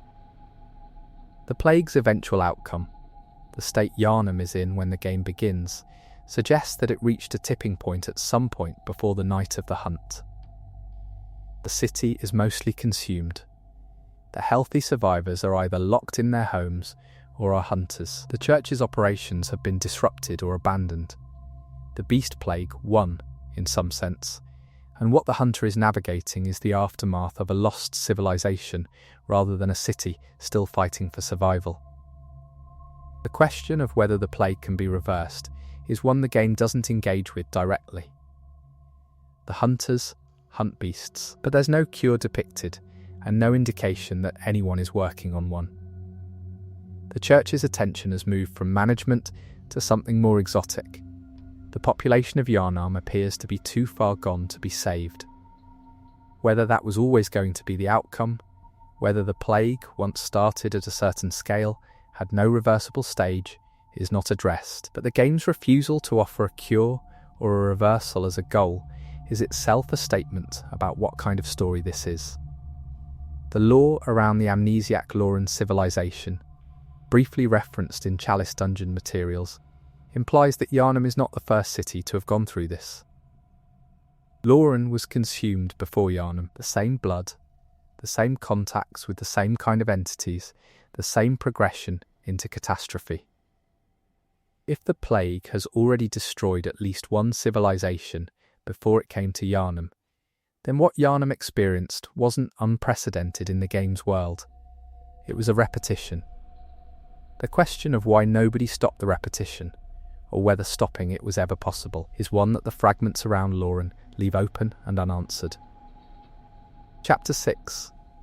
The Nightmare's hidden architecture, the dream spaces in Bloodborne, the Hunter's Dream, the Hunter's Nightmare, the Nightmare of Mensis, and the various nightmare versions of real-world locations are among the most analysed aspects of the game's lore. Their rules, their relationships to each other, and the question of who created them and for what purpose represent an area of genuine ongoing uncertainty in the community. The hunter's dream is the most familiar of these spaces. The hunter returns to it every time they die, accesses it through the lanterns throughout Yharnam, and uses it as a base of operations. Its pastoral quality, the workshop, the graves, the roses, the doll, contrasts sharply with the horror of the game's surface world. The dream was designed, as far as the evidence suggests, to be functional and tolerable. Whoever built it wanted the hunter to be able to rest there, to maintain their capacity to go back out and hunt. The moon presence is the entity most associated with the hunter's dream's creation or maintenance. But the specific mechanism of the dream, how it connects to the lanterns, how the hunter's death triggers transport there, how time operates differently within it, is never explained. The dream isn't subject to ordinary physics. The sunlight there doesn't correspond to Yharnam's night. The space seems to have its own internal weather and season. The graves outside the workshop are one of the dream's more pointed details. They're unnamed. They're clearly numerous. They mark the previous hunters who used the dream as a base, and who ended their cycles somehow, either killed permanently by something in the world or released by Yharnam. The fact that Yharnam maintains the graves suggests that he recognises the obligation to mark what happened to the hunters he managed, even if he can't fully articulate it. The hunter's nightmare is structurally different from the hunter's dream in ways that go beyond atmosphere. The dream is maintained and accessible through the normal lantern network. The nightmare requires a specific point of entry and seems to be a separate structure rather than an extension of the same space. The nightmare contains hunters who are trapped there, Ludwig, and the various other figures the DLC depicts, and it seems to operate as a prison rather than a refuge. Who built the hunter's nightmare is one of the most debated questions in the DLC's lore. The moon presence is sometimes proposed as the builder of this space too, but the evidence for this is weaker than for the hunter's dream. The nightmare has a different quality, more chaotic, less maintained, clearly not optimised for the inhabitants' well-being. If it was built by the moon presence, it served a different function than the dream. If it was built by something else, the question of what and why opens up significantly. One reading points to the Orphan of Kos and the Curse of Kos as the source of the nightmare. In this reading, the fishing hamlet massacre and whatever was done to Kos created a psychic aftershock that produced the nightmare as a space where the consequences of that event could persist. The hunters who participated in the massacre, or who carried the guilt of it, or who bore the mark of something associated with it, were drawn into the nightmare after death.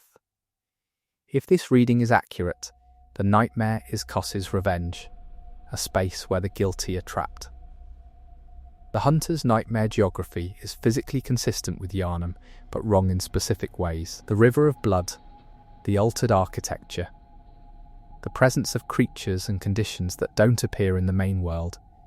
These could be read as the distortions introduced by a grief-based or curse-based creation, rather than an intentional design.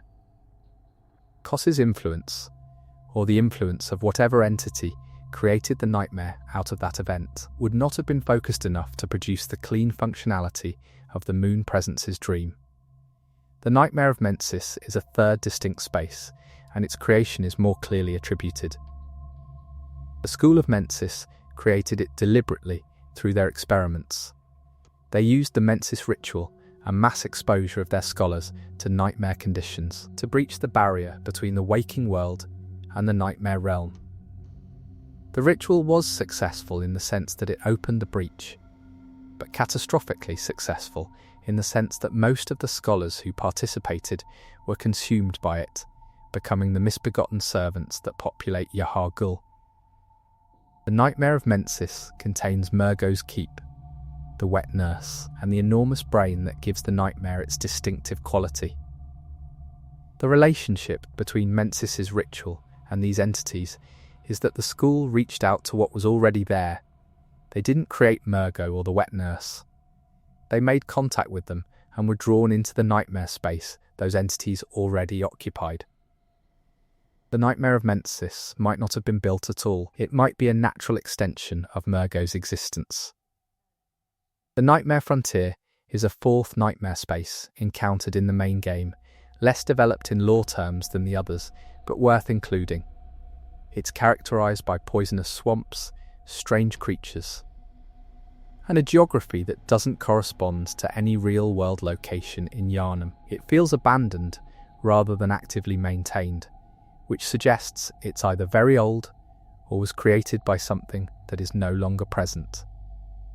The amygdala found there is one of the larger specimens in the game, which connects it to Great One activity, but the specific history of the space isn't addressed. The relationship between nightmare spaces and actual geography is one of the more philosophically interesting aspects of the dream architecture. The nightmare version of Yharnam's streets contains the same physical structures as the waking version, but the content is different.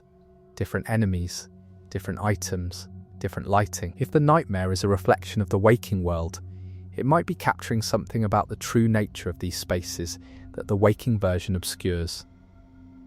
The river of blood in the hunter's nightmare, running where real streets would be, could be read as the nightmare showing what the streets actually carry beneath their surface. The doll in the hunter's dream is the only entity in any nightmare space who explicitly identifies herself as artificial. She was made, not born. Her construction by Yharnam out of grief for Maria is established. But the doll's relationship to the dream's architecture, whether she is part of the structure or simply an inhabitant, isn't fully addressed. She maintains the leveling mechanic, which suggests she has some functional role in the dream's operations beyond simply providing company for Yharnam. Whether that role gives her any access to the dream's underlying mechanisms is not established. The doll's blood, used in the leveling process, is sourced from her own body. The game doesn't explain where the blood comes from or what it contains. In the broader context of Bloodborne's lore, all blood has significance. It carries properties, histories, and relationships that ordinary biology doesn't account for. The doll's blood powering the hunter's growth suggests that whatever she is made of, it has the same fundamental properties as Great One blood, or some approximation of it. The eyes on the inside of the celestial emissaries' heads, visible in their visual design, are a recurring motif in the nightmare architecture. Eyes appear throughout the game as symbols of insight, of perception, of the expanded awareness that Great One contact grants. The nightmare spaces, which are navigated by people with expanded insight, are saturated with eye imagery. Whether this means that insight literally reshapes the visual field of nightmare spaces, or whether the nightmare spaces are fundamentally characterized by perception as a structural feature, is one of those questions that the game gestures at without fully answering. The question of whether nightmare spaces persist after their conditions are resolved is relevant to the game's endings. After Murgo is quieted and the wet nurse is defeated, the nightmare continues to exist. The player can still navigate it. The fishing hamlet's nightmare persists even after the orphan is defeated and the curse is lifted. These spaces don't dissolve when their primary entities are removed. Whatever maintains them continues to do so, which implies that their persistence is structural rather than dependent on any single entity's active maintenance. The hunters return to Yharnam in subsequent playthroughs. The New Game Plus cycle is sometimes analysed as evidence for the dream architecture's deeper function. The city resets, the enemies return, the events repeat. Whether this represents the dream forcing a loop or simply a mechanical concession to replayability is a question the community hasn't resolved in a direction that feels definitive. The possibility that the hunter's dream is designed to reset the cycle, that the moon presence built it precisely to ensure the hunt never permanently ends, is one reading that the NG Plus structure uncomfortably supports. The interconnection of nightmare spaces with each other, whether they share a common substrate or are genuinely separate architectures, is a question without a clear answer. The hunter moves between them without obvious transitions. They don't feel like separate worlds so much as separate rooms in a house with very strange geometry. If they share a common space, the entity or process that maintains that space has a broader reach than any individual nightmare's history implies. One community reading proposes that the nightmare architecture is a natural feature of Bloodborne's cosmology rather than a built thing. In this reading, nightmares are places that form wherever there is sufficient psychic pressure, grief, guilt, intense desire, or the residue of Great One contact. The moon presence built the hunter's dream deliberately, but the hunter's nightmare and the nightmare of Mensis might have formed organically from the events that shaped them. The nightmare is where things go when they can't be contained in ordinary space. The lecture building is a transitional space that connects multiple nightmare areas, which makes it architecturally significant. It appears to be a real building that was pulled into the dream, or a dream version of a real building, and it functions as a hub between the nightmare frontier, the nightmare of Mensis, and potentially other spaces. The students who populate it, frozen in a mid-transformation state, clearly from the Byrgenwerth or Healing Church research tradition, suggest that the building was the site of specific experiments that went wrong in specific ways. The amnesiac Loran mentioned in the Chalice Dungeon materials is a reference to an entire civilization that was apparently consumed by the Beast Plague before Yharnam's history began. Loran is one of the lost cities, like Yharnam in its current state, but older. Whether Loran produced its own nightmare spaces, whether there's a Loran nightmare somewhere in the architecture that the hunter can't reach, is a question that hasn't been answered because the Loran lore is so fragmentary. But the implication that Yharnam is repeating a pattern that happened elsewhere first adds a historical dimension to the nightmare architecture that most analyses don't fully account for. The amygdalae that appear throughout Yharnam, clinging to buildings, present only to players with sufficient insight, are sometimes described as gatekeepers or guardians of the dream spaces. Their specific function in the dream architecture isn't fully established, but their appearance in both the waking world and the nightmare spaces suggests they exist across the boundary in a way that other entities don't. If they're maintaining the threshold between waking and nightmare, policing who can cross and when, their ubiquitous presence in Yharnam takes on a more structural significance. The specific amygdala that serves as the boss in the nightmare frontier is different from the passive amygdala in the city. It's hostile and attacks immediately. Whether this represents a territorial distinction, some amygdalae guard their spaces and attack intruders, or a distinction in the individual entity's relationship to humans, is not established. The amygdala lore describes them as wary of humans with limited insight, which makes the hostile encounter at the nightmare frontier unusual if the hunter has enough insight to see them in the city. The architecture of the nightmare of Mensis itself, the vast halls, the enormous windows, the cellular structure of the upper areas, feels like an institution rather than a naturally formed space. This is consistent with the school of Mensis having created it deliberately, but it also raises the question of how much of what the school intended was preserved, and how much was distorted by what they encountered when they made contact. The architecture might be the school's original design, modified by Murgo's presence, or Murgo's existing space, modified by the school's intrusion. The presence of Yharnam's city architecture in nightmare versions of its spaces suggests that the nightmare doesn't create new geography. It takes real places and distorts them. The cathedral remains a cathedral. The streets remain streets.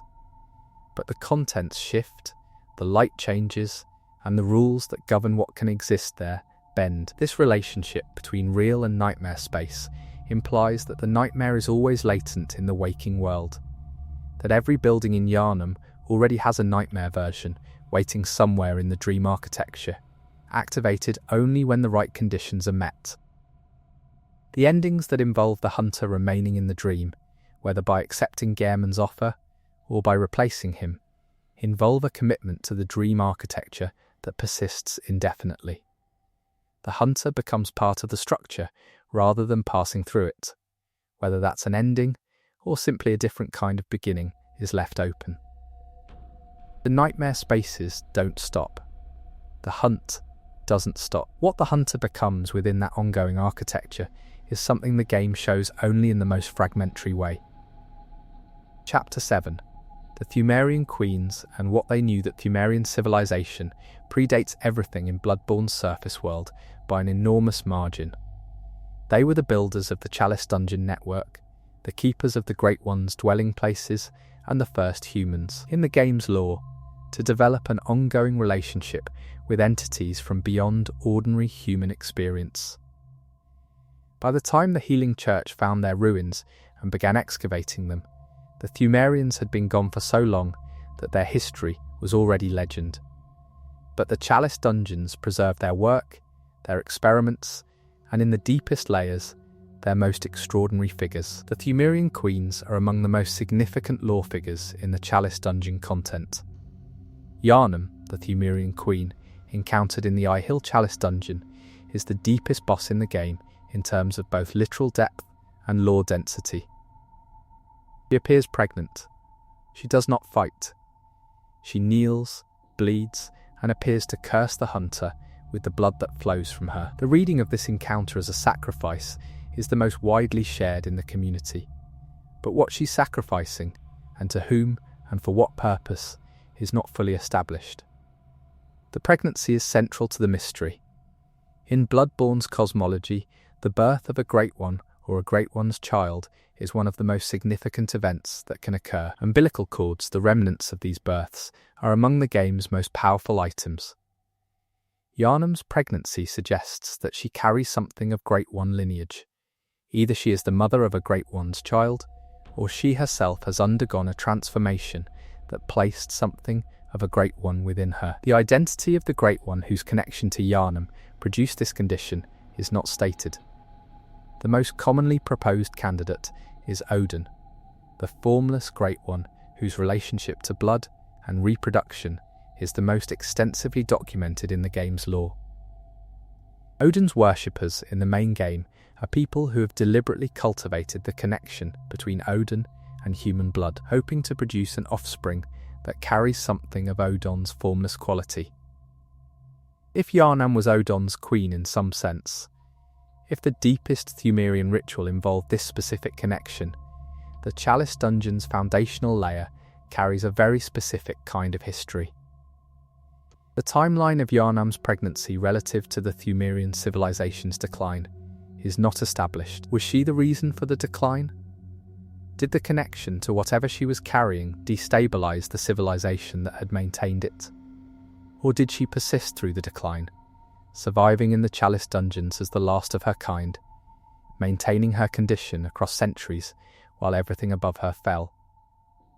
Both readings are possible with the evidence available. The curse that she appears to transmit in the boss encounter is one of the few explicitly Pthumerian curses in the game. Most of the game's curses are post-Healing Church in origin. The Nightmare's Curse, the curse associated with Kenhurst's bloodline, a Pthumerian curse that persists into the present day through a figure who has been waiting in the deepest dungeon for an indefinite period of time, represents a different order of antiquity. If she cursed hunters who came before the player character, those hunters may have carried something from the encounter forward into Yharnam's history without knowing the source. The female Pthumerian elder, encountered in shallower Chalice dungeons, provides context for what Pthumerian women in positions of authority looked like and what they were capable of. The elder fights with lightning-based attacks that suggest an attunement to atmospheric forces, a connection to something above and beyond ordinary physical combat. Whether this attunement is a Great One influence, a specifically Pthumerian form of developed capability, or something unique to the Elder's individual history, is not established. The Chalice Dungeon hierarchy, the layers, the specific rites required to advance through them, the ritual locks that prevent access without the correct preparation, suggests a deliberate system of controlled access. The Pthumerians didn't just build these spaces. They built them with the expectation that some people would be able to descend, and most wouldn't. The deeper layers were designed for those who had passed through the shallower ones, and who carried both the experience and the specific ritual preparation that the descent required. What the deepest layers were for, what ceremony or contact or process was conducted at the bottom of the Pthumerian system, is something the game implies through the atmosphere and the boss encounters, but never states directly. The presence of Yharnam, pregnant and waiting, in the deepest accessible layer suggests that the bottom of the system was a place of specific significance to whatever the Pthumerians were doing with the Great Ones. A birthing chamber, a ritual site, a place of communion, all of these readings are consistent with what's there. The blood that flows from Yharnam in the boss encounter isn't ordinary blood. In Bloodborne's lore, the properties of blood are always significant. Blood that comes from a Pthumerian queen who carries Great One lineage would carry properties that differ from the Church's ministration blood in ways that might or might not be legible through normal analysis. The Church clearly found enough in the Chalice dungeons to build an entire medical and religious operation. Whether they found the deepest layers and understood what was there before the game's events began is an open question. One community reading proposes that the healing Church's founding blood, the blood that Lawrence brought out of Bjergenwerth and used to establish the medical operations, was not the generalised Pthumerian blood from the shallower layers, but something more specific, drawn from the vicinity of the deeper rites. If Lawrence accessed the Yharnam layers and used blood from that source, the plague's specific character might trace directly to this queen's connection. The beast plague, as a consequence of Adon's influence, filtered through Pthumerian queen blood into the Church's supply, would give the plague a specific origin that the game hints at without confirming. The labyrinth sage found in certain Chalice dungeons provides some contextual information about the Pthumerian ritual system. These figures appear to be practitioners who maintain the dungeon's rites in a formal capacity, not warriors, not nobles, but specialists whose entire purpose was the maintenance of the spaces and what they contained. Their presence in deep dungeon layers suggests that the ritual system had its own internal hierarchy, and that the Queen's position at the bottom was not incidental, but was the culmination of a structured series of approaches. The bloodletting beast, encountered in some of the more difficult Chalice variants, represents one of the failure states of Pthumerian transformation, a figure of enormous power and obvious pain, transformed into something that retains nothing of its original identity. Whether these beasts were intentional products of Pthumerian practice, or were accidents and failures, is not established. If they were failures, it suggests that the transformation the Pthumerians were pursuing had a high cost, and that the ones who ended up in the deepest layers doing the most significant work were the ones who succeeded where many others didn't. The connection between the Pthumerian queens and the concept of the umbilical cord appears in multiple places in the game's lore. Cords are associated with births of Great One significance. The cord of the eye in the Old Hunter's Deal Key connects explicitly to the dream cycle and the Hunter's binding. If the Pthumerian queens were the original managers of the cord's significance, if the idea of the cord as a binding and a tether originated with Pthumerian understanding of what Great One births involved, then the entire cord system in the main game is a Pthumerian legacy operating through the Church without full acknowledgement of its origin. The Queen's pose in the boss encounter, kneeling offering, has been compared to iconography from the game's healing church materials. The Church's aesthetic drew heavily on medieval religious imagery, and the pose of a kneeling, offering figure has resonances with both devotional and sacrificial traditions. Whether this visual reference is deliberate, whether the game is suggesting that the Church consciously modelled its own ritual aesthetics on what it found in the Pthumerian depths, is one of those things the game doesn't state, but which the design seems to invite. The other Pthumerian figures encountered in the Chalice dungeons, the Descendant, the Watchers, the various beasts, collectively suggest a civilization that had significant internal variety. Not everyone in the Pthumerian hierarchy was on the same track. Some were guardians, Some were practitioners, some were clearly transformed into something non-voluntary through processes that may have gone wrong. The civilization wasn't a monolith, and its relationship to the Great Ones wasn't uniform even within its own structure. The lore for the Pthumerian descendant describes a figure who has inherited something from the Pthumerian lineage without necessarily having the full context of what that inheritance means. The descendant fights with a whip charged with electricity, which echoes the elder's capabilities, but in a more distilled form. If the descendant represents a later generation, someone born to the tradition rather than trained into it, then the Pthumerian line persisted into a period of incomplete transmission, where the skills and powers survived, but the understanding behind them didn't fully carry over. The fate of the Pthumerian civilization is summarized in item descriptions as a collapse that involved the beast plague or something like it. The civilization fell, the dungeons were sealed or abandoned, and the surface world above them continued without knowledge of what was underneath until Byrgenwerth's excavations.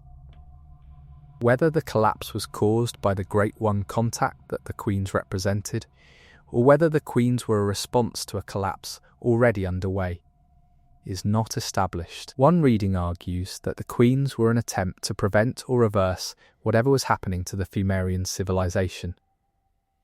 If the beast transformation was affecting the Pthumerians the way it later affected Yharnam, the Queen's ritual work at the deepest level might have been a protective measure, an attempt to negotiate directly with the Great Ones for some intervention or reprieve. The failure of that attempt, if that's what happened, would make the Queen's deep dungeon positions less about honour and more about a last resort that didn't work. The Is Chalice dungeons, associated with what the lore describes as the Is civilization, a companion civilization to Lauren and Old Yharnam, contain Great One encounters that are different from the Pthumerian material. The Is dungeons feel more alien, less structured by human ritual. Whether the Is people were also Pthumerian or represented a separate culture is not established, but their dungeon network existing alongside the Pthumerian one suggests that the Chalice system wasn't exclusively Pthumerian in origin. Multiple civilizations may have built into this underground architecture, each contributing their own layer of ritual and transformation. The Is connection to the Great Is Chalice, which is one of the deepest accessible dungeons, and the alien quality of what's found there suggests that whatever the Is were doing with their relationship to the Great Ones, it was different from the Pthumerian approach. The enemies and environments feel further from human than even the deepest Pthumerian layers.